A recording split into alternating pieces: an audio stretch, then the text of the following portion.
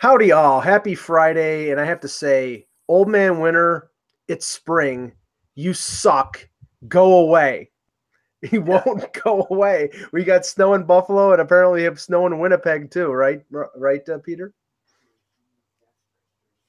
Peter? Oh, sorry, old man winter. Sorry, I got background noise going on here. It's all good. Pardon me. Old man winter is awful. It has got a death grip on Winnipeg right now like you have no idea. When I woke up, it was minus 28, including the wind chill. This is insane. It's inhumane. It is. It's inhumane. So minus 28 is all basically about, I think it's about minus 15 Fahrenheit, because minus 40 C and minus 40 Fahrenheit are the same. Why is it even warmer in Minnesota, where I think they were saying it was like 10 degrees or something? You know, it's like, well, I don't know. There's this weird Arctic blast coming down from God knows where. Like even the places that are in the godforsaken Arctic are even too cold for them right now. It's bizarre. So, I'm waiting for someone to tell me global warming isn't happening in that. Yeah, no. People have stopped with that. Yeah, this is a Russian conspiracy. They're sending cold wind. Yeah. Russ, you had something to start the show or start? Yeah, pre-show. Let's talk about the Masters. I think it's kind of sad that all CBS-owned radio stations, because the Masters is on CBS, feel like they need to give updates on something that a large portion of the population doesn't care about and didn't care about until Tiger Woods was back, and he has zero chance of winning. Matter of fact, when you even look at the odds, I think the odds of him winning were somewhere between 10 and 13 to 1, yet he is consuming all the coverage. I don't know why all these people are watching somebody that has almost no chance of winning. It's like watching a train wreck, Russ. That's what it is. It's like his personal life is a train wreck. His physical life has been a train wreck the last few years. He's starting finally to come back to where he's, I guess, consequential. I mean, the radio show and TV show that I watch sometimes during the day, the Michael Kay show out of New York, it's an ESPN show, and they do a segment called Tiger Watch. They do it sort of tongue in cheek because they realize that Tiger he's not even half the player that he was 10 years ago. No. But only the sycophants care about following him at the Masters. But you know what? He's 5 shots off. He hasn't teed off yet. Yeah. If he can get within 3. Oh my God. But Peter, when the best is -4 and you're +1, you're not keeping pace. This is just for him to qualify. There's one guy at -4, right, and there's one guy at -3 who's teed off. One guy at -3 who's teed off. There's a lot going on here. Well, this is how bad it is. And usually, like I will watch the final 2 days of the Masters if I'm home. Tomorrow I'm going up to cover the Leafs season finale, so I'll watch Sunday's the Sunday's final round. I don't even, and my favorite golfer is Mickelson.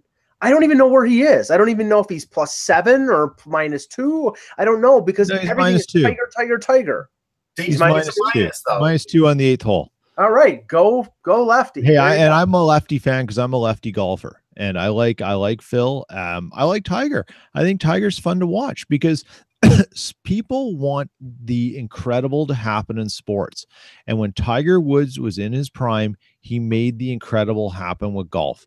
And there really has not been another golfer who's come along in the same way and changed the sport. And I don't care. You know what? I disagree. Russ, he made everyone better. He made all these other guys have to hit the gym, have to play better, play harder, train harder. I can't believe you've gone down this road that I have to debate golf. But now I'm going to debate golf because I just looked it up. Jack Nicklaus made me defend curling. Jack Nicklaus was 58 when he made an actual run at the Masters in 1998. And I think he's the oldest guy to win the Masters. I'm not certain of that. Yeah, 86, he was like 40. I think Ray Floyd was at 47. Okay. Yeah.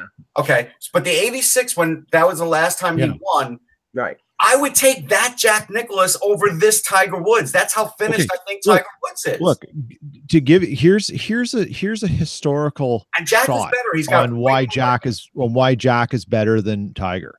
I'm not saying I'm not a huge Tiger fan. I just like watching the guy play because he could do things that no one else is doing. Look at Tiger Woods historically with second place finishes. Compare him to Nicklaus. It's not even a contest. Nicholas came in second so many more times than Tiger did. Yeah. And it's not even a contest. And you can argue. And you can say, Peter, that he was amongst a group that, I mean, Tiger really didn't have a rival other than Mickelson. I've heard the comparison of Tiger Woods to Mike Tyson, and once sort of the aura was broken on Tiger, just like Buster Douglas had broke it with Tyson. Yeah. Then sort of Tiger was, and people weren't intimidated by him. Jack Nicklaus has the most majors. Here, I'm going to tell you about a bet I made with my dad. Right, no money. But years ago, I bet my dad that Tiger Woods would never catch Jack Nicklaus when Tiger was still very hot. I knew he would never. I knew he'd never break it. And everybody said Tiger's going to do it. It's not even a problem. And my dad goes, "Well, how could you say that?" And I said, because I watched an interview with Jack Nicklaus who said, after you get kids and after you get married, it's very hard to keep up the pace. Right. And Jack Nicklaus did all he could to do it. And I saw Tiger Woods going down a rabbit hole. I didn't dream he was going down the rabbit hole worse than I could have imagined. But I'm just saying, when Jack Nicklaus said that, I realized that day he wasn't going to catch him. And he's never going to catch him. And you know what? But people hold on to that dream, right? And that's just that's what makes sports. Right. And you know what? And we can lead into hockey if you want, Mike, but what makes sports is exactly what happened in Vancouver last night. And all the crazy numerical things and different things. And that's why people get attached to players, to events, to things. And Tiger's part of that. Do I think he's going to win? No, I don't think he's going to win. But is he entertainment? Yes. Well, you know what I compare? And if you're a network, you're so happy that Tiger Woods even has a sniff at the leaderboard. They're milking this for all they can get. But you know what I compare it to? And then we'll move on for Tiger. I just had a brief thing I wanted to vent on. I remember because I was a big McEnroe fan when McEnroe was a player. And he had that window of maybe 2 or 3 years when he was the best in the world, and then he dropped off significantly. And then he had a couple times where he challenged, and he was in the semis at the US Open or the semis at Wimbledon. And everybody got excited because McEnroe's back. And then he fell short because he was older and he was playing younger players. I understand the excitement to want to sort of grab that history that was there and that excitement, but he's not the same player, just like McEnroe wasn't the same player. And if he wins, it'll be like Nicklaus in '86. But it wasn't all encompassing with Nicklaus until the final round when he was making that charge. Here, it's before the first round and everybody's going nuts about Tiger. It's obscene almost. Hey, here's the thing. But Greg Norman needed that. Greg Norman used to pull in ratings, and that's because he choked a lot. Yeah. Tiger Woods can't even get positioned to choke. Yeah, they were waiting for Greg Norman to choke. That's what everybody was waiting for. Between whatever it was, whenever Tiger won his last major, 2009, right? We're almost at 10 years now, I think. Yeah. The US Open in Torrey Pines or whatever it was. Yeah, something like that. There has been essentially 10 years for someone else to step up and take the lead in golf. Yeah. And no one's come close. And that's the thing. The competition's amazing. The competition is unreal. But here's the other thing. And you made a point with tennis, Mike. One of the things that tennis players, and probably the only one I can think of in recent history who never had it happen, and Boris Becker used to talk about this, was they love you when you're young, they hate you in your middle years, and then they love you again when they know they're never going to see you again. Agassi had it. Becker had it. Sampras had it. Federer. The only one who never had it was Federer. Yeah. And Tiger Woods is having that moment as a golfer. Bjorn Borg had constant love too. That's a good point. He retired early, Russ. I mean, he retired early. A downslide where Jimmy Connors had it. Ivan Lendl had it. Yeah. Right. There are a lot of guys. And Woods is having that moment. He was despised. He was ridiculed. He was hated. His peers turned on him, and he's having a renaissance. And when that happens, people get a little weepy because they want something that's familiar to them. They cling to the old. They hope it can happen again, the magic. And networks will prey upon that. Does it justify the coverage he gets? No. Is he likely to win? No. But is he a story? Yes. And you have to leave it at that. Sport and golf isn't. I'll leave it at that. Jesus, I don't know about that. I mean, I know about that. I can't play either one. Let's just say that. So let me just get this little personal thing in here. I just let's transition from that, because if we go on that, Peter, we'll do the entire show on whether tennis or golf is a sport. I just have to say that, you know, everybody has power outages. Everybody has like utility problems at one time or another. And we had that in our area. And New York State Electric and Gas, I hate you, because this is power right now. Yeah, of course. And if that's the case, then I'll have to go out to my car. You know, but the thing was, it's like and it was during the show on Tuesday. There was a power outage in the area, and for 12 to 18 hours. They had no update of how long it was going to take to fix, which is annoying in and of itself. It's like, okay, if you tell me a certain time, okay, then I can plan around that. But I didn't know, and we had to cancel the show yesterday because of that. Or it was Wednesday that the incident happened. Because she did it like a Starbucks or something. Yeah, exactly. But the funny thing was, Russ, yesterday, about 3:00 in the afternoon, their website updated, and they finally gave us a projected time that the power would be back, and it was Saturday at 11:45 p.m. And basically, we called them up, and they're like, "Well, that's the estimated time. So if you have to go make your plans and do, go to hotels or whatever, all the food in your fridge, go ahead." Right, exactly. And I'm like, so we're planning out, and my where to go, like we may have to stay at my brother's because the heat's on there. That's a lot of defrosted tomato sauce, right?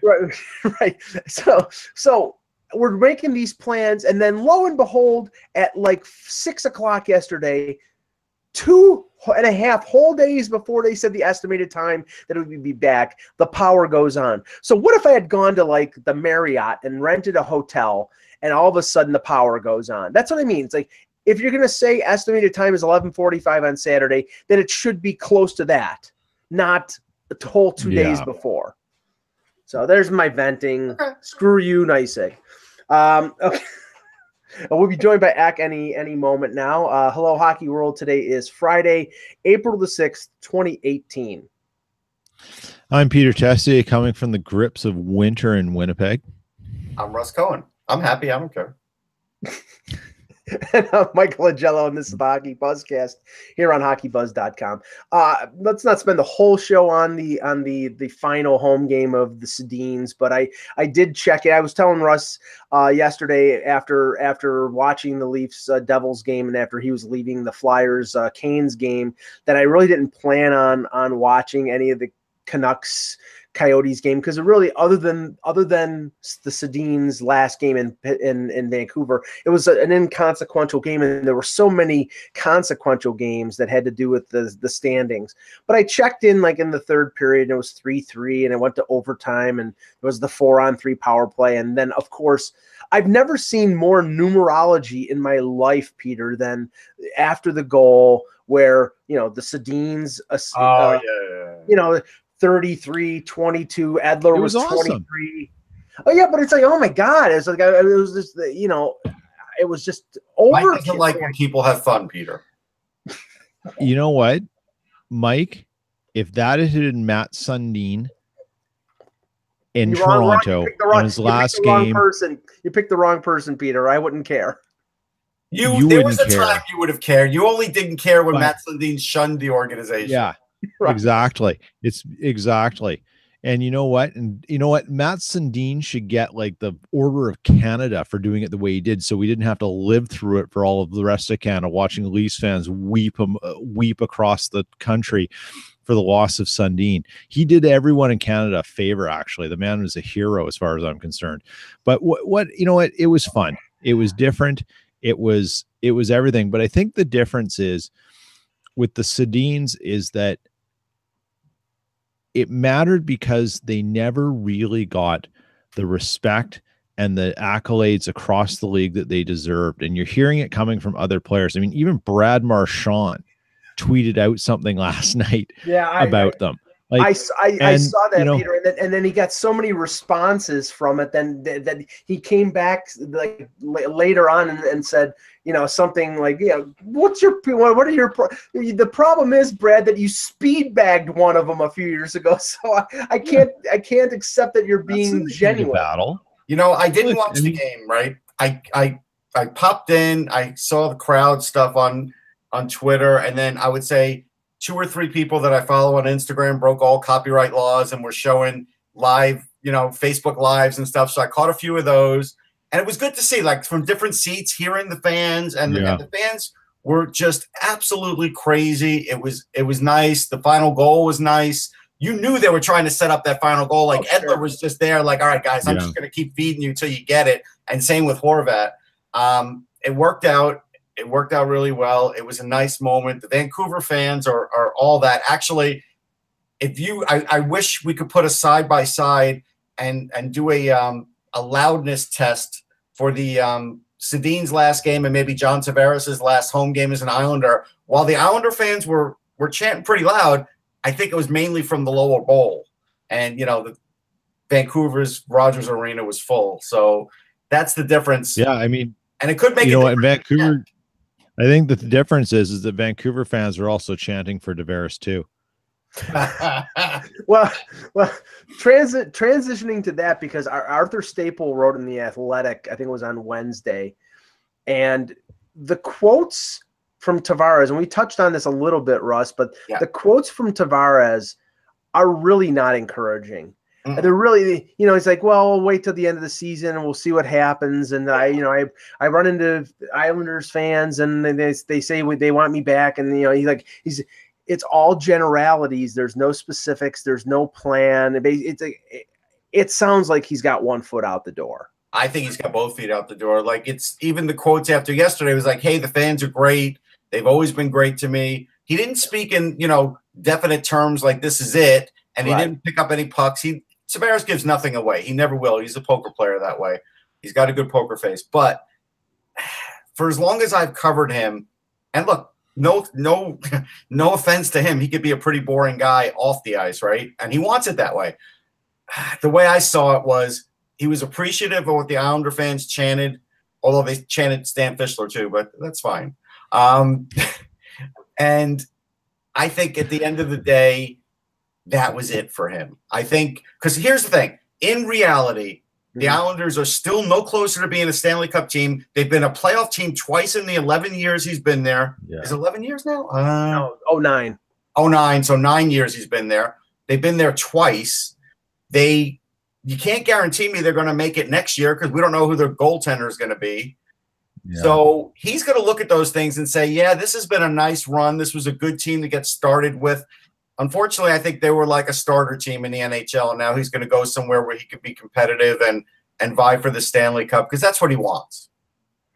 Well, I mean, and that'll be the interesting thing, and we'll be talking about this all during the playoffs and up to July 1st, whether it's going to be the sign and trade where, the Islanders get something for him and he gets the 8th year, or whether he just goes, and, whether he's willing to go outside of the Eastern Corridor, go to San Jose or Vancouver or Vegas. I put just off the top of my head, I put a list of teams that I think could feasibly, do it in terms of signing them.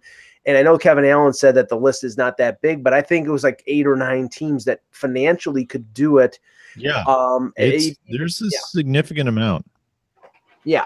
But it's a question. I mean, he's got the whip hand. It's a question of whether he wants to, where he wants to go. And, I wrote something about Toronto. I don't think he wants to go to Toronto. It would make a lot of sense for the Leaf organization. They could do it. They'd have to make some, a decent upheaval of their current roster. And there's no real reason to do that. I mean, it would be great, but I don't think he wants to go there and be sort of second fiddle to Austin Matthews. I think he wants to go someplace and be the big cheese. And if it's San Jose or Vancouver or some other place like that, I think the Rangers have a really good chance at this, Russ. I think shot at it. There's no question. And look, it's possible Tavares says, no, I don't want to go to the Rangers in the end because he'd get a better situation somewhere, doesn't want to deal with the New York media. That's possible, but I don't think he'd run from that.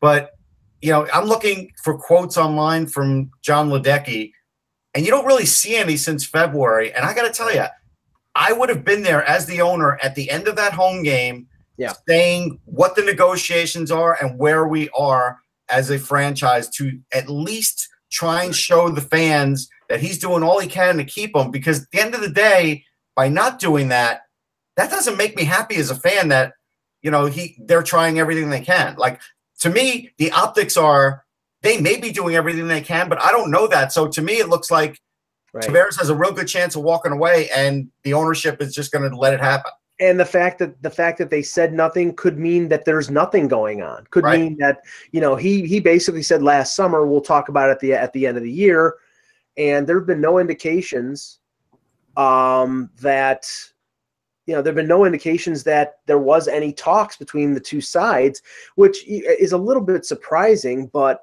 you know, maybe not. I mean, maybe Tavares wants to do what's – now, I think there was more communication between Stamkos and Tampa than there has been the Islanders and Tavares, but Stamkos still wanted to get to that 5-day window and see what was out there, and then went back to Tampa, and Tampa signed him.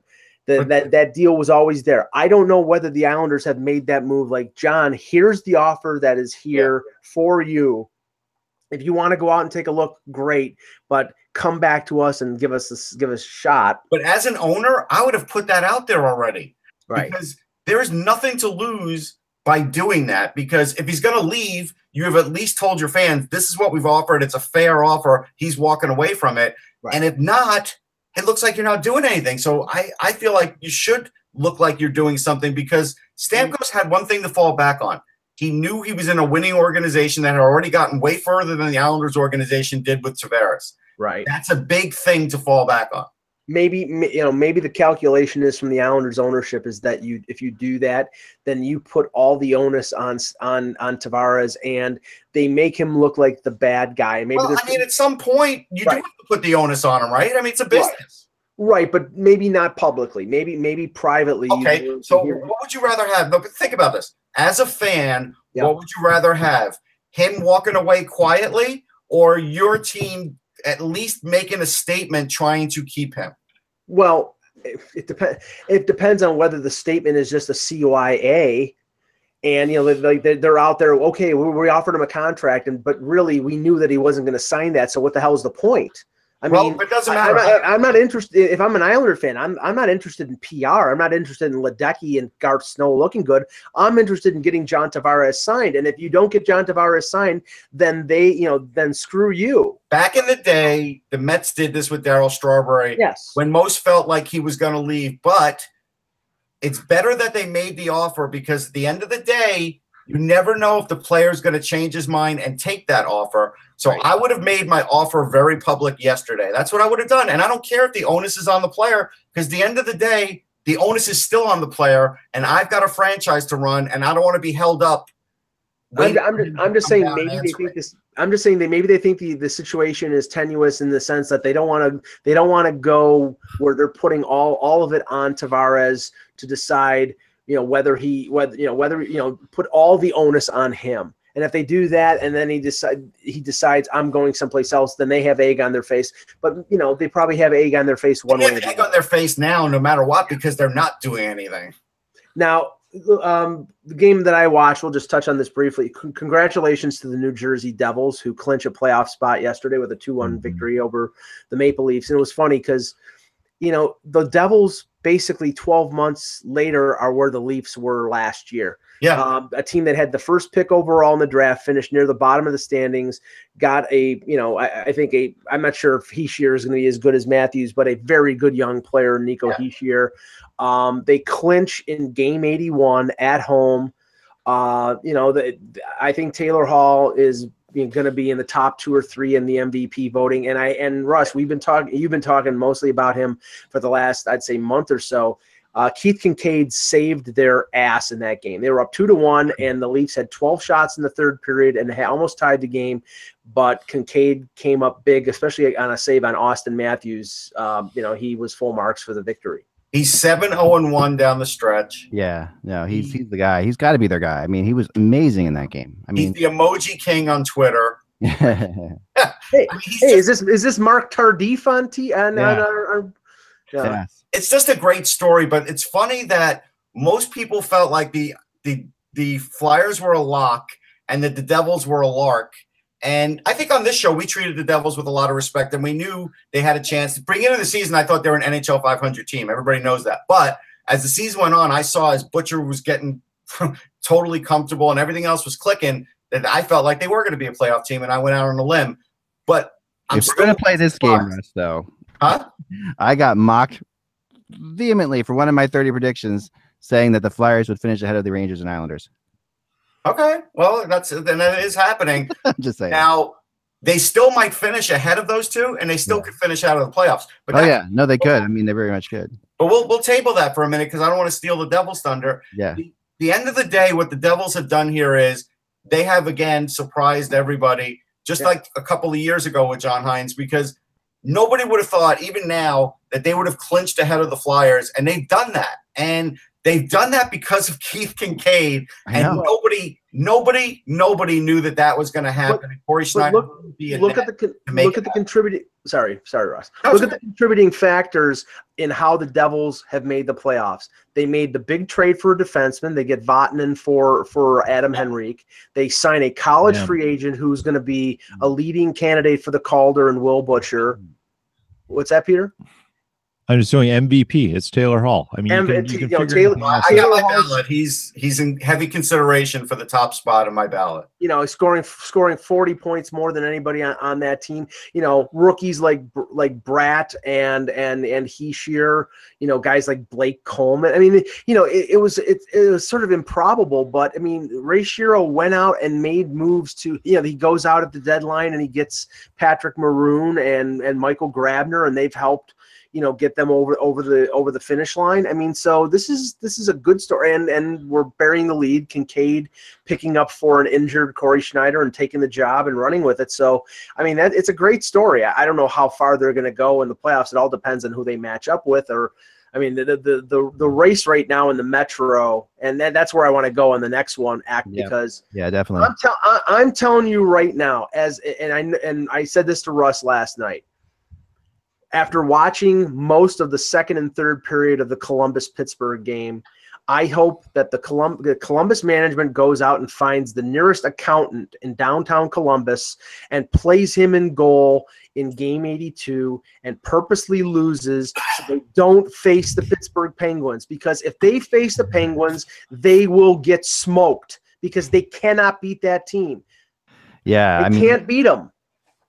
It's so funny, and check this out though. They could win, and the Penguins could still fall out, fall to fourth, and that's also possible. So it's so hard to say what Columbus really wants to do here. Like if you want to get home ice in the first round, which you do, especially is not going to tank. I think we all know that.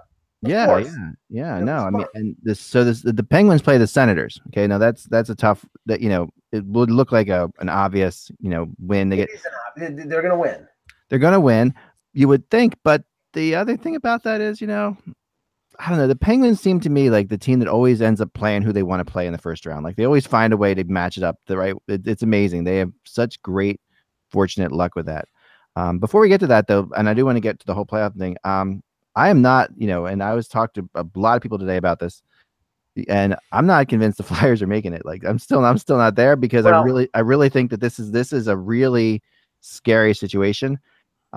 They absolutely. I mean, I thought the choice of Brian Elliott was insane. I said that before. You weren't alone. There were people in the press box that felt the same way. I mean, you got at this point you have to. I mean, I would have. Go with Alex Lyon. I mean, honestly, it's like that's insane. No, it's not. I mean, I don't know. He didn't have groin surgery, Mike. That's the thing. Like even post game, Gostisbehere said, "I know what he went through in a way, recovering from that surgery, but I'm not a goalie and I'm not out there making splits." That's amazing, and he's right. But the stall goal is the goal you worry about. Oh, and the goal before that too. And I wrote it on your. I said on Twitter with what you said, Russ, too, because I have been worried about that Ahu goal all year because. One thing Elliott loves to do. Have you ever played open hockey out there? And you play open hockey against goalies, and I'm one of them.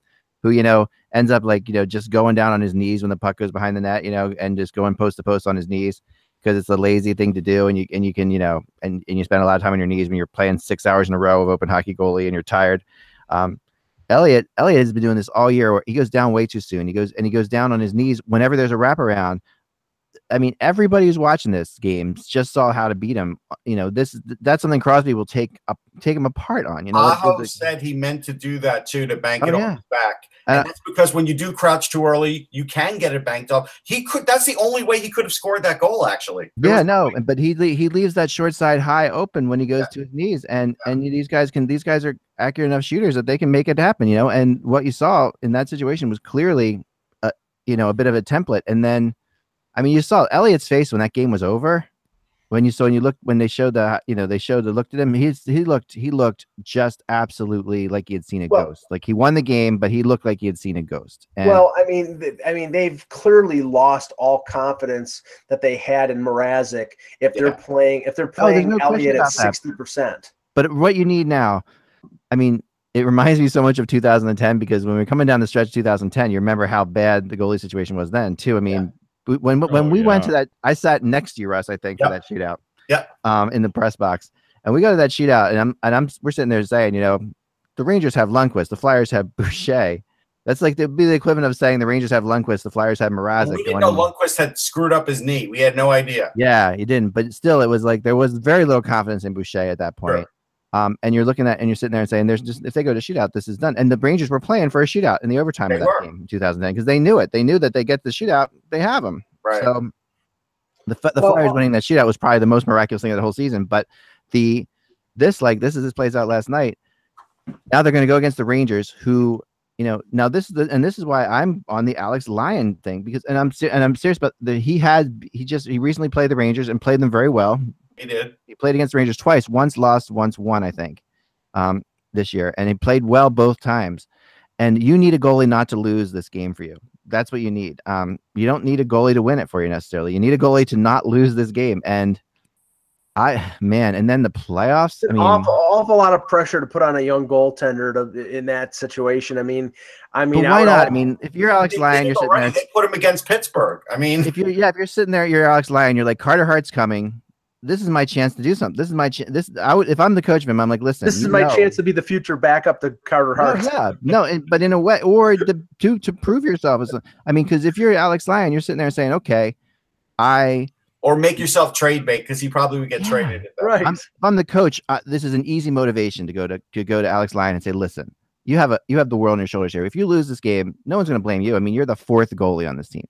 Yeah. But if you win this game and you come up big, that really you really paint something there. And I don't, I mean, the way I see this happening, the way I see the Flyers making the playoffs is the Panthers losing on Sunday night to Boston. That's like, I don't see the Flyers making the playoffs by winning. But I got to tell you, I watched a fair amount of that Panthers game yesterday. I did too. And the way they played Boston and the way Luongo played, that is not a guarantee anymore. No, but the seriousness of the injury is what I wonder with the Panthers. Because their big gun goes down, right? I was watching that game too. God, why can't I think of his name? Their top scorer, Barkov goes down with what looks like a separated shoulder with like 10 minutes left in that game. Yeah. He gets leveled into the boards, leaves the ice. Yeah, I haven't heard anything about. We haven't heard anything about it. I know they're not going to say anything about it, but he and I'm sure he's a competitor. He'll play if he's got if he can put it together with rubber bands. But he did not. I mean, that looked really serious. And he goes off, and I was watching the broadcast, which I think is probably a great, Goldstein and Pop, and just really great, and Randy Muller too, like a great comment. They've got a great crew. So I'm watching that, and I'm thinking to myself, this is, and they're like, when he goes down, they were saying, oh man, this is the absolute, because it was tied to too. This is the absolute worst thing that could happen because the Flyers had just won, and he gets hurt. I have to say though that the season's on the line, and we've talked about this off and on during the year. The season's on the line there, and it was a virtually empty building. There was like nobody in the lower bowl in Sunrise, which to me is a statement on that franchise. When you're in a playoff race and you're 4 points out with 3 games to go, I expect the building to be filled, and it was not even. I don't even think it was halfway filled. But no, I mean, where I'd be concerned here when it comes to the Eastern Conference playoff form, the situation is Boston's lost 3 games in a row. Boston rushed back Bergeron, who still looks great, rushed back Chara, rushed back McAvoy. They're without the Nashes. They're without Brandon Carlo. They don't look right. And they've brought back a lot of these guys for the playoff run, and now they're in this pitched battle with Tampa, and they're both at 110 points, and they're both with 2 games left. And if you look at the schedules, Tampa's is a lot easier, and all Tampa has to do is hold serve. They win both games, they're first place, and they play Philly or New Jersey. And I think everybody would agree here. I'd rather play Philly or New Jersey than Toronto in the first round. Oh yeah. And absolutely. Go ahead, Peter. Go ahead. Yep. No, I totally agree. Yeah, I mean that's where it's at, take right? Those guys over anything, and that's the other variable in this whole thing is it can happen. You want it to happen, but will it happen? Yeah. But yeah, I mean, look at the other thing about the playoffs, and we talk about this every year. The 2 most important things I think in the playoffs are always goaltending and special teams. Like I've always gone back to this. These are the 2 things. And last year did each round based on who would win with the best goaltending and special teams, and it was pretty freaking accurate because the best goalies. And so when you're looking at who you want to play, New Jersey or Philly, there's no contest there. Well, Russ, you don't play Kincaid right now. You don't want to go against Kincaid right now. Kincaid is. I agree. Well, right. It sounds crazy, but it's true. But this is a concern for Columbus. Again, when it comes to playoff time, they're playing the biggest game of the year. They take the lead 4 times in this game: 1-0, 2-1, 3-2, 4-3. And Bobrovsky gave up a couple pretty bad goals. The one to Connor Sheary in the 3rd period was pretty bad. He has the reputation, in spite of being a Vezina Trophy winning, Hart Trophy caliber goaltender. When it comes to the playoffs, I don't trust them, and honestly, that's why I'm saying they Korpisalo. Like, no, you have no choice. No, I know you have no choice, but all I'm saying is make it easier for yourself. They're playing Nashville at home in the final game of the regular season. Play Korpisalo and sit some of your best players because you want to avoid Pittsburgh. And Torts is going to do the opposite. And then he's stupid because I'm sorry. If they play Pittsburgh, they're going to lose. I'm going to give you the opposite side, though. A coach that has the resolve that Tortorella does will say, go out and beat Nashville and show everybody what we're made of going into the playoffs. And that's what he's going to do. I will tell you this, though, watching that game and watching Columbus down the stretch here, they might be the team with the best shot at beating Pittsburgh. I mean, if you're that, definitely have a shot. Yeah, if you're not, I mean, obviously Washington has Pittsburgh's number and all that, but I mean, I think the best team matching up against them. I mean, this is a team when you're eliminated by a team a couple times in the playoffs, you build to beat that team. This and that has happened with this team. The Columbus has built to beat the Penguins. They are built to beat. Ultimately that's what they had to do because they knew there was a good chance they were going to face them at some point. And sometimes, like I always say, you have to slay the dragon. Well, this is what they're going to have to do, and they're in their best chance to do it in the franchise history. They're going to have to give it a shot. Yeah, I know. This is not unlike Vancouver having to deal with Chicago. Right. Yeah, you have to slay the dragon, right? Yeah. You gotta deal with it. You got to get over the hurdle. It might not be easy, but you have to deal with it.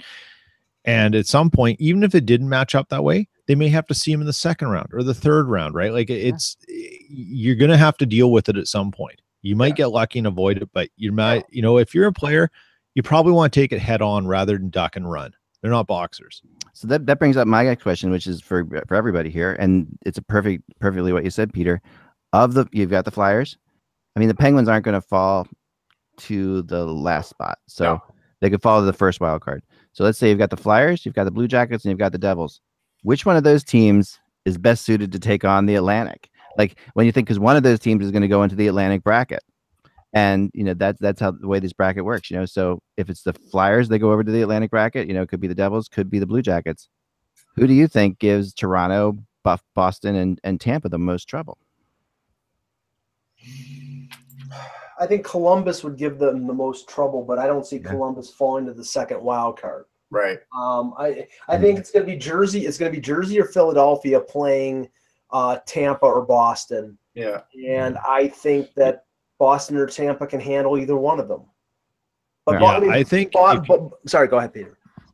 I was just going to say, if you have to choose between Jersey or Philly, and you of who you want to play, you're going to want to take Philly because it's such a hot mess in between the pipes, right? Well, that's the pipes. It's actually, sorry, Peter. It's a little more than that too. Like, they're a two-line team. Yeah. They had countless passes to center ice yesterday that were intercepted, but just not cashed in on Carolina. Like, they will make mistakes in every game. They will score goals, but if you're a really good defensive team, they will make mistakes and give you a chance to win. And that's you want to play. Jersey, Russ, I totally agree. I was just trying to pinpoint one thing that people see, obviously, with Philadelphia and where it is, but that's another valid thing. And we were talking about this on the last Buzzcast, that they're the kind of team that could use that coach to take them to the next level. Now, Jersey, you just illustrated why they need that net coach, right? Jersey is more of a one-line offensive team, but the second through fourth line, they all have great speed, and that's an equalizer when it comes in the playoffs. You know, guys like Miles Wood or Blake Coleman, they just, you know, they'll score the odd goal, and it'll be a tough matchup. Honestly, I think the best chance for that second wildcard team to beat a team in the first round would be to play Boston, because I'm starting to get concerned about all the injuries that Boston has. Yeah, I'm not concerned. I saw the way they play, Mike. Cassidy has got these guys fired up to the point that it's next man up. I'm not that worried about Boston, not in the first round. But they're a machine right now. Joe in the chat room had mentioned, and this is a really good point on his part, we haven't gone to the West, but of course, that Saturday game, Blues Avalanche, could be a playing game. I think it's going to be too. I don't think any way the Blues are going to beat Chicago in Chicago. Like, I think. Well, all I know is last night, in terms of serving back and forth, in terms of losing, St. Louis served it to Colorado after losing to the Blackhawks, and the Avalanche served it right back by losing to San Jose. I mean, I watched some of that game, and again, Jonathan Bernier is just not up to it. And it's a big drop off. It is. Yeah, it's a very big drop. Now, they have not. Do they go to Andrew Hammond in game 81 and 82? No, they can't do that. Yeah, so right. I mean, Colorado's only got one game left. It's that game against St. Louis. St. Louis has got 2 games left, and the Chicago game is tonight, right? They play back to back. So I mean, there's going to be fatigue there. I mean, but. And then last night we had the Kings win. We had they're at 98 points. San Jose wins. They're at 100. Yep. And Anaheim's at 97. They got 2 games left, so Anaheim could end up in 3rd place in the Pacific, ahead of the Kings. They could even end up. I think that they're tied with regulation. If they win out, they could tie San Jose. So. Yeah.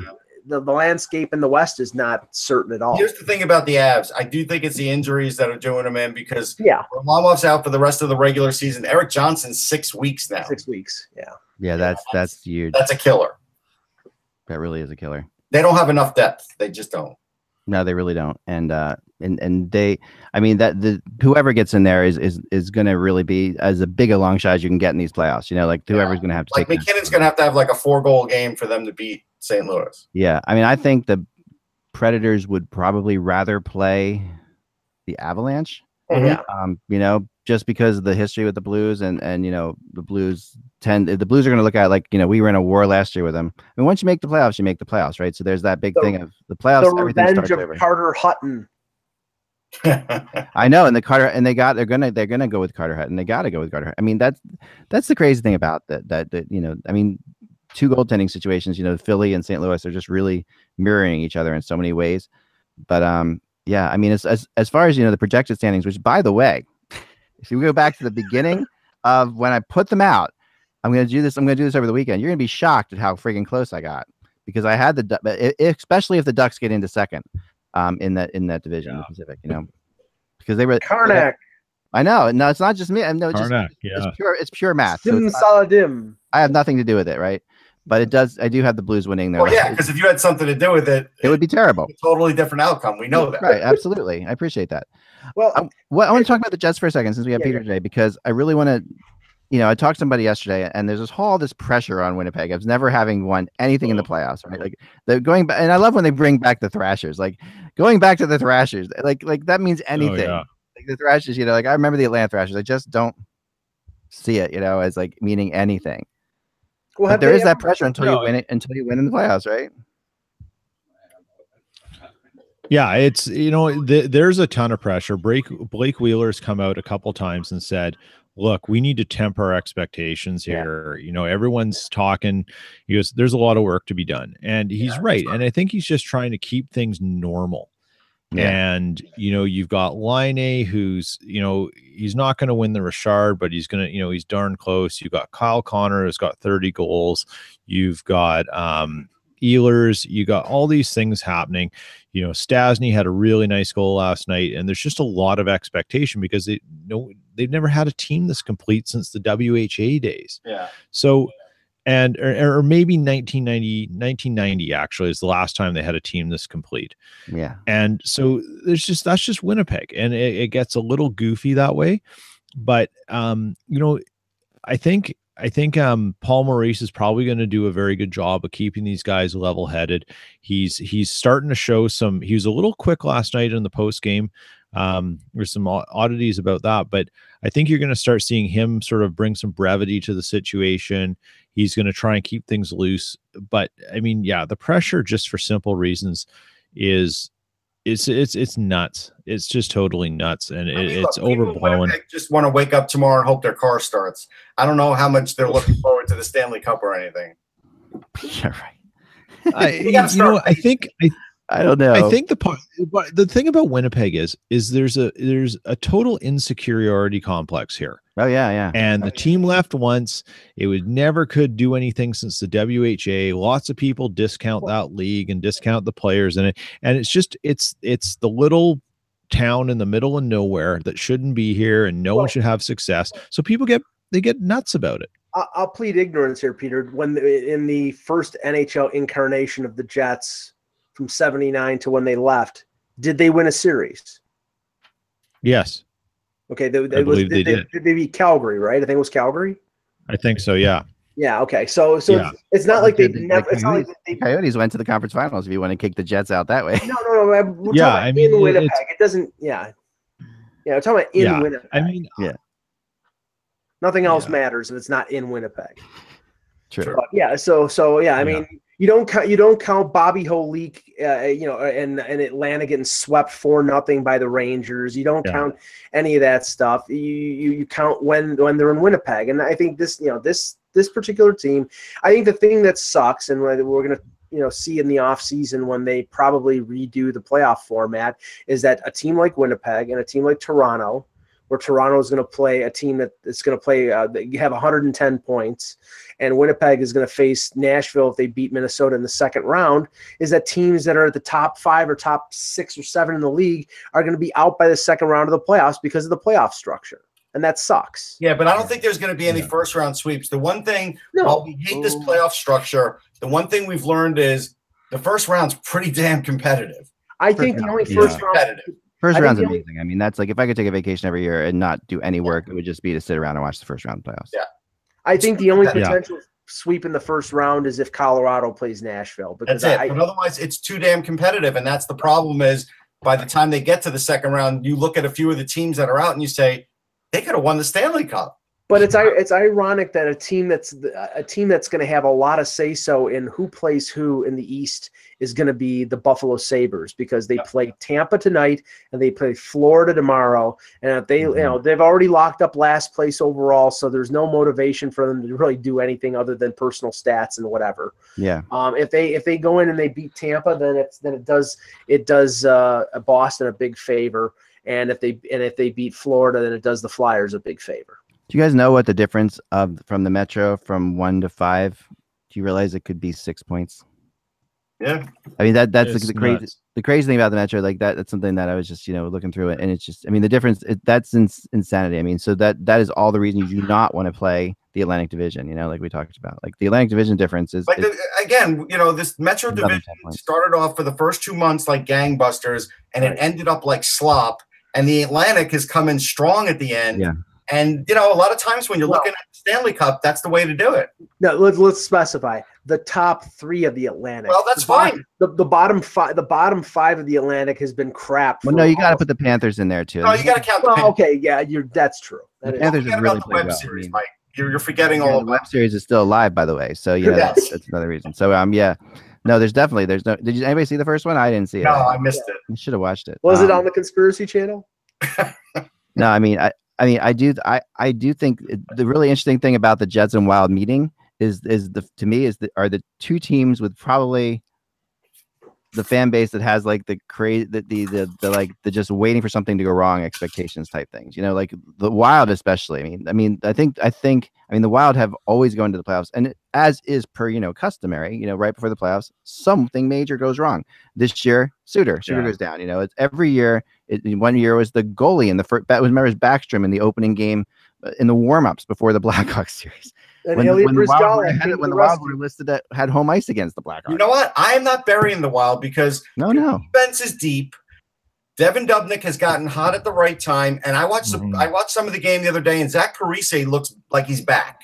And just for those factors, add an Eriksson Ek and some other youth. You know what? I think they still have a really good chance. I am not counting out Minnesota yet. Oh, yeah. This isn't a gimme for the Jets in any way, shape, or form.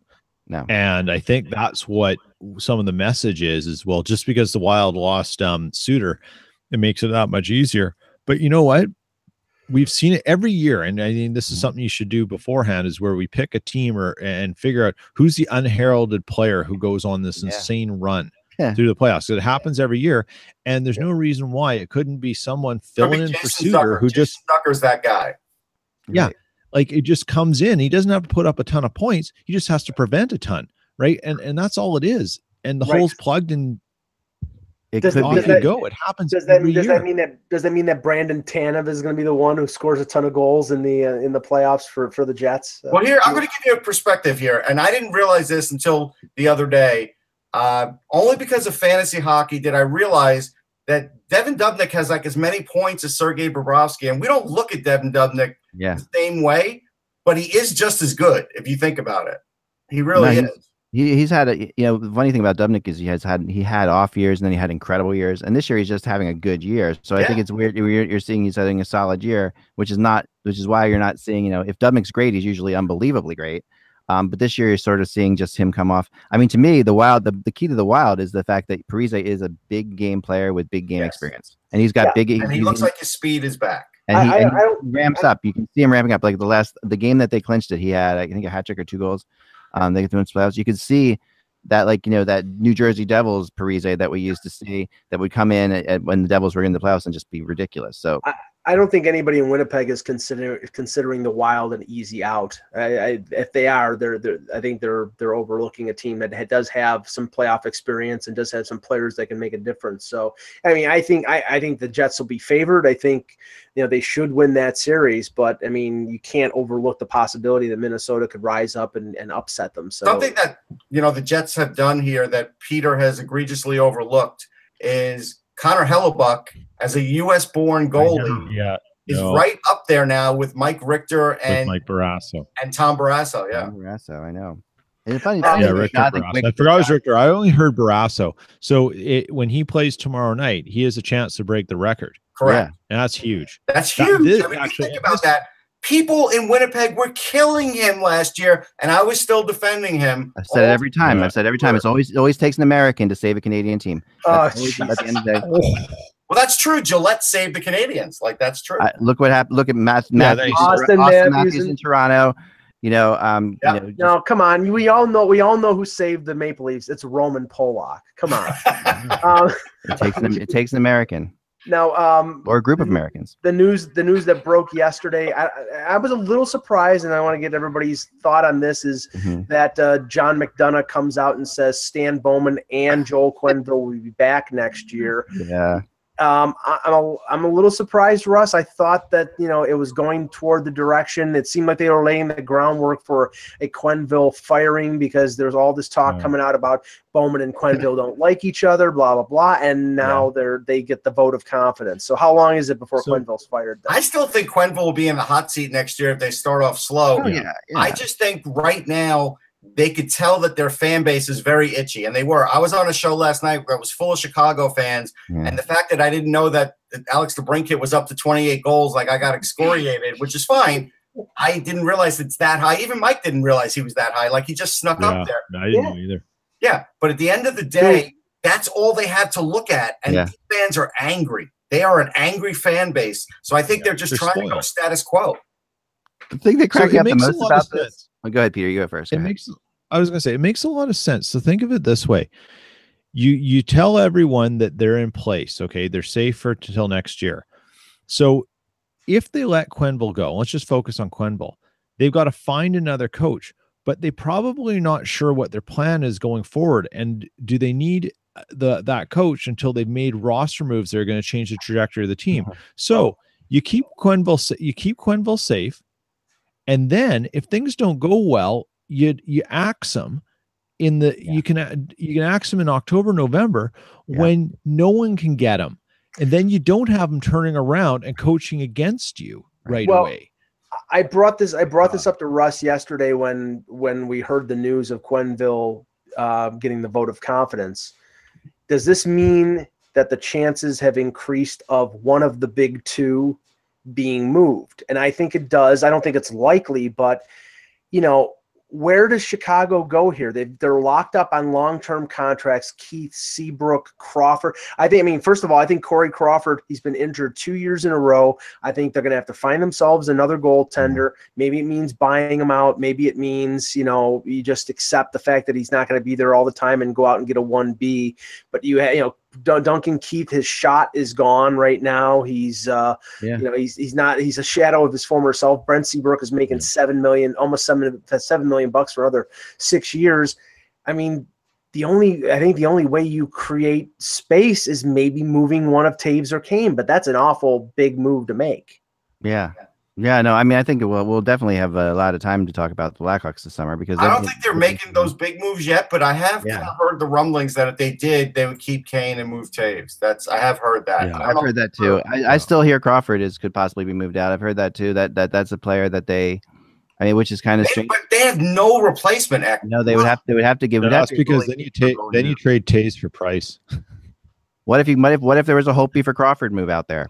Like something like that this summer. Where two teams are like, okay, you've got two good teams. Why would Washington do that? Well, it depends what happens in the playoffs. Okay, like if it really does depend on if Hopi's your guy, which we all think he probably will be.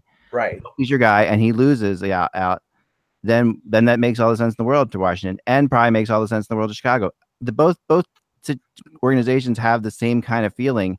With Washington, you're bringing in a goalie in Crawford that's won. I think it's more why would Chicago do it than anything else. Crawford's won.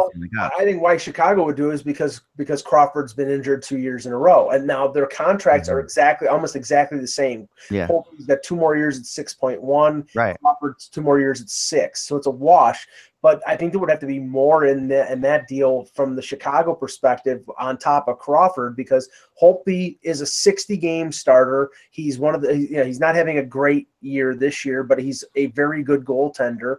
I think he's younger, Russ, right? He's younger than Holtby's younger, but at the end of the day, if you have hope, so say Brubauer comes in the playoffs for whatever reason, or Holtby has a bad game, Brubauer comes in and takes them far. Then another reason. How many years is Crawford's contract? 2 more. They both have 2 more years. It's a possibility because it would give him a bridge to Samsonov, so I can't say it's not possible. Yeah. So speaking of Chicago, Lawrence Gilman was on Vancouver radio the other day. It might have been yesterday even, and he was talking about cap space, and we all know he's probably the preeminent expert on cap space in the NHL. Right. And he said one thing he could see a team doing is trading for Hossa to weaponize their cap space. And that which could be an interesting thing of what you get for Hossa. So a team can weaponize and use the cap space. You got to remember, Gilman thinks about this in a different way. Yeah. And you think, well, you don't have it, but you do with Hossa. And it's 3 lot like, 3 more years. So you just, again, going back to the idea that Bowman and Quenneville are safe, it makes sense because there's probably a plan, and Bowman's probably pitched some ideas here about how they're going to deal with this problem of this core 4 and other assets. And you got to let him sort of work the plan a bit and keep Quenneville out of someone else's hands because he's that good a coach. Yeah, it's weird, Peter, because it's a dual threat when it comes to a guy like Hossa and players like that who are on long-term injury and who are never going to play again. Hossa is a benefit to a team, say a competitive team like Boston, Tampa, Toronto, because they have him on LTIR and they open up $5 million in cap space by putting him on LTIR. But he also could be a benefit to a team like Arizona because they don't have to put him on LTIR, and that eats up $5 million in cap space, and they get the insurance. Or, and I'm not sure if it's a backdiving contract, but if it is, and I'm just looking right now. It is a backdiving. Yeah, he's $1 million. So this is Arizona will go cuckoo for Cocoa Puffs to get that deal. Yeah, because they're only paying $1 million out of hand. If I'm Chicago, I got to roll the dice, and if like John Carlson's out there, I got to go for him and then severely try and move Crawford or something, because at the end of the day, if they don't have enough defense, the team's going nowhere, and Quenneville will go crazy again.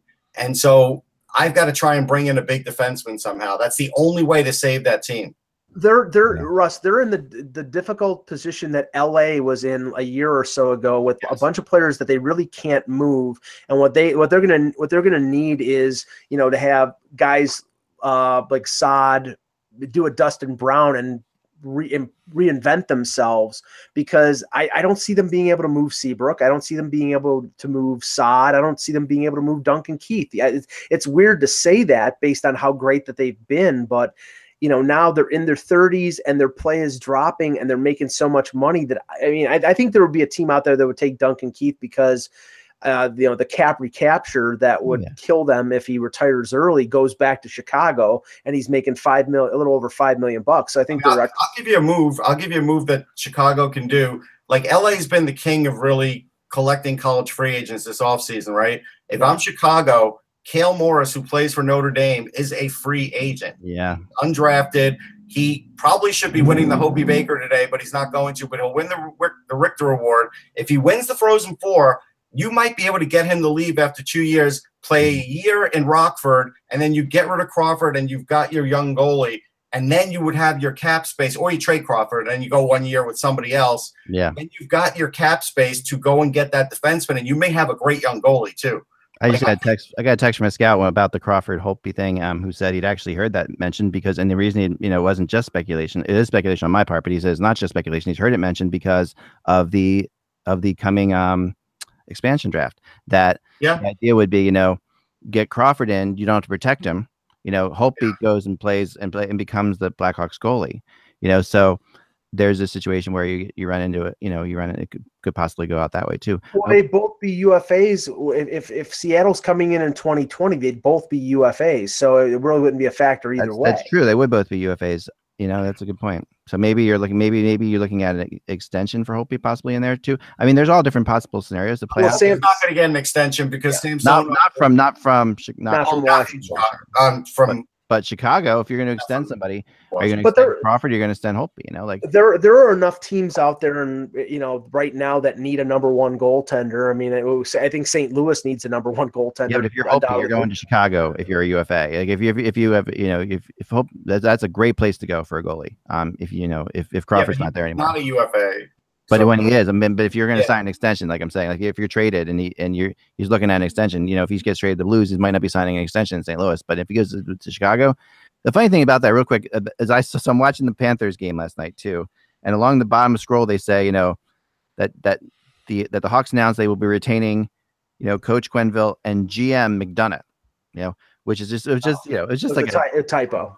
A typo, but it's a typo, but it's not. There's a reason it's a typo, and that's because people think McDonough is the GM often, and it's because he's the business guy, but he's not a hockey guy. I think he was a basketball guy. He was a basketball. He is a spin guy. He's really good at spinning things, and he's really into making splashes. Like I've interviewed him. He's a very sharp guy. Very sharp, and he's charismatic. Yeah, very charismatic, and to him, doing the reason that this happens is because he wants to make a splash. He wants to Quenneville and wants them people know that he's not going to be out there. So he's all about that. He's always been about that. When he was brought to Chicago, that was his goal. Sell tickets and get out. Get out that way. So yeah, before we go, I just want to do one thing here we can do. And one other really fun stat. This is something that, and I haven't been able to figure out when it happened last. Maybe one of us can do the research on it. But if the Flyers were to make the playoffs, when was the last time the first and second pick overall in a draft both made the playoffs? Oh God. That's like something that's really, because you're obviously going to have You mean the following year? Yeah, no, the year they came in, like the right away, like New Jersey and Philly, you got the first and second pick. I mean, generally one of those might, but it's rare that the two teams, and then part of that is the new system. That's just that part of that plays on the new system of how we determine. So, but it was interesting. So before we go, I thought we should play the draft lottery simulator. Ready? Yes, let's do it.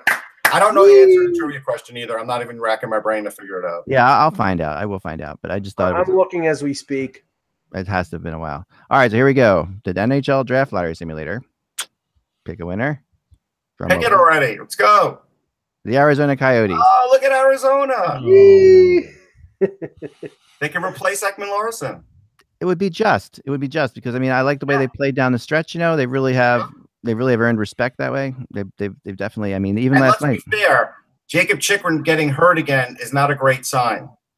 Yeah, that's true. He's got to get past these injuries. You don't know what Jacob Chikrin is right now, what his future is until he could start staying healthy, which is a shame because I like the kid a lot. That's true.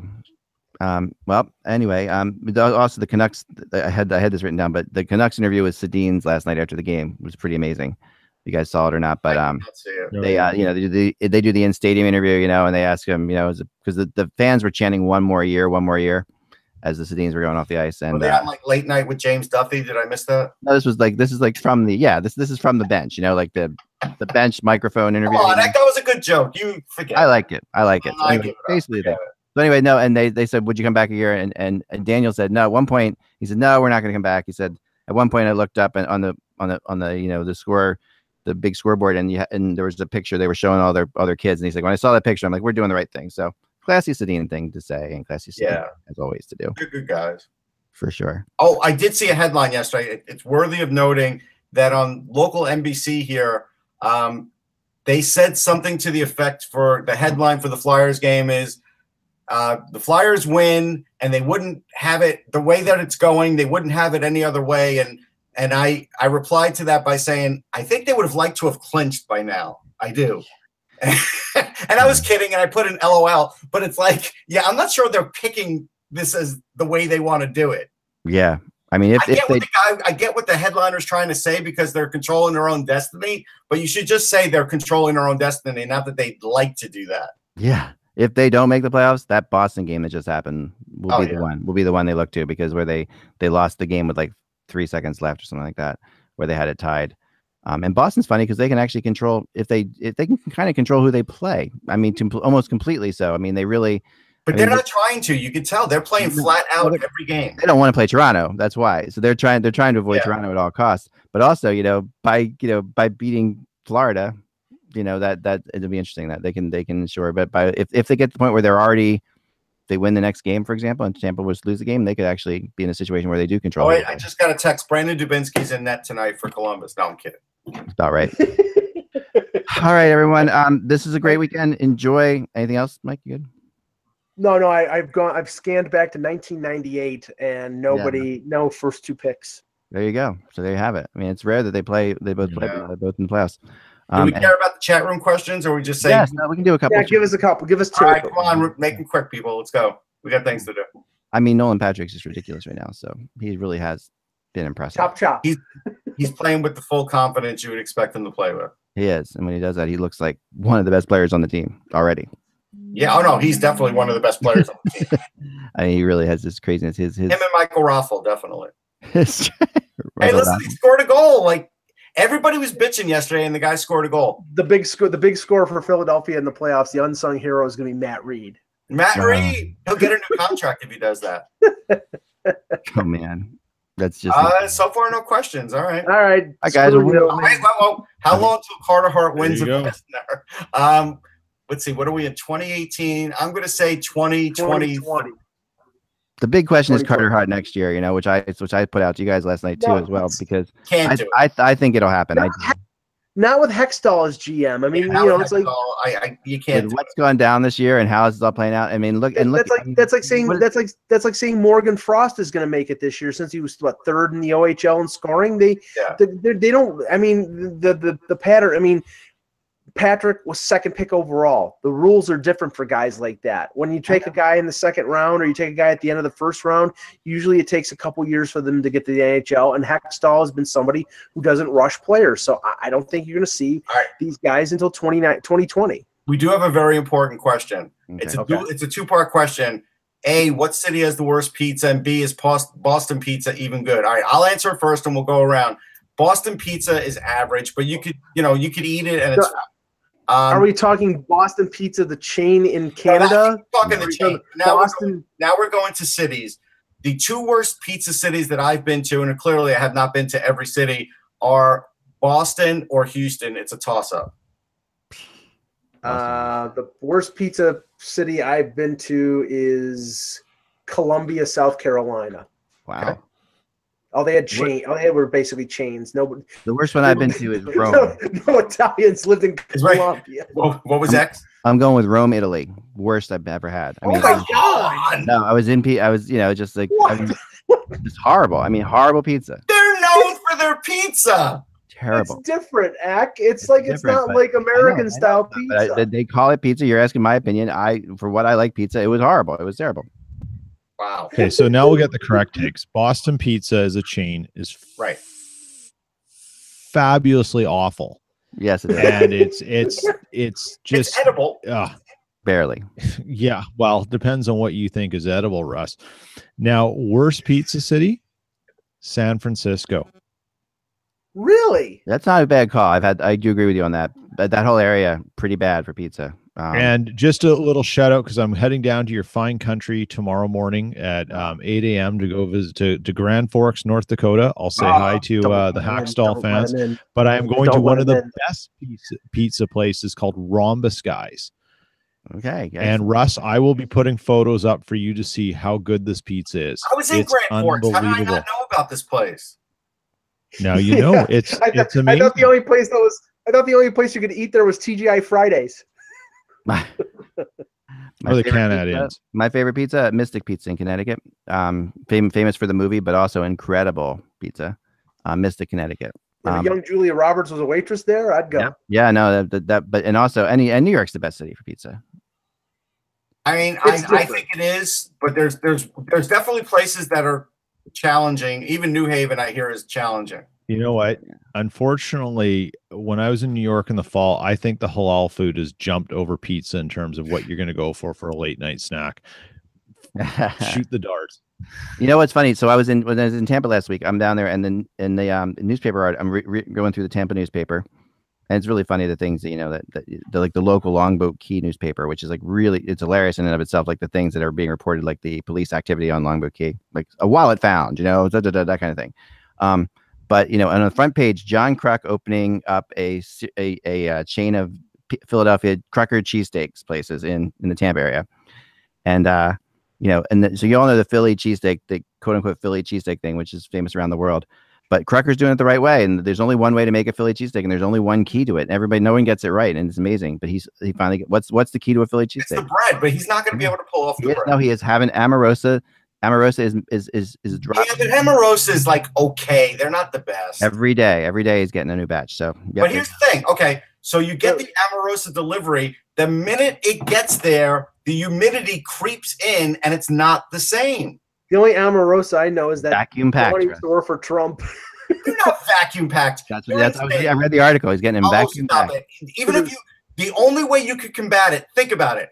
You think the cheesesteak guy on the grill is worried about what this bread is like and how it's stored? No. Unless they have it in a sealed room like a humidor or something and they can control the humidity, they are screwed. Yeah. We have to end the show. All right. There you have it. But end the show, Mike. Cheese whiz is cheese whiz. And here you go. Cheese whiz sucks. Here you go. As long as it's plastic. Cheese whiz. Provolone's way better. Cheese whiz is amazing. I know people out there are agreeing with me. Yeah. The title of today's show again was Insecuriority. Insecuriority. Remember without the buzz? Look it up, guys. It actually is a word. Remember without the buzz is just hockey. At least on the Urban Dictionary. which means it's got to be true.